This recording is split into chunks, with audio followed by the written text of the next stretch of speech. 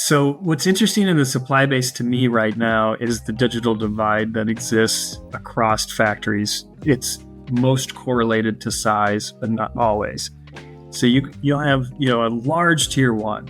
Think that that'll have significant amounts of automation and digitization in their factory, and they're fed by tier twos, or there'll be a different smaller tier one that is still operating on pencil and paper. There's nothing wrong with operating your factory at that style. It just eliminates your ability to continuously improve, which allows you to improve your business case. This ability to deploy technology into the supply base is arguably as important as the thing that they're building is. Great, you're making a bracket for me, but if that bracket's 3 times as much money as it's supposed to be, that's costing you the ability to spend more money on the new technology items, or to increase the range of the electric vehicle, or the horsepower of a gasoline-powered vehicle, whatever it might be that you're trying to achieve.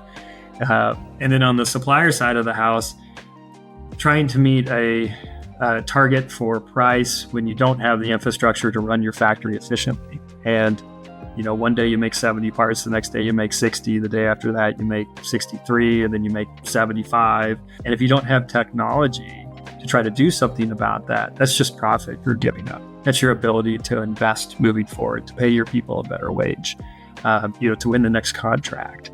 So this digital divide getting corrected, I think, is actually the responsibility of all, frankly. The OEM always loses if not everybody who's supplying them parts is a winner.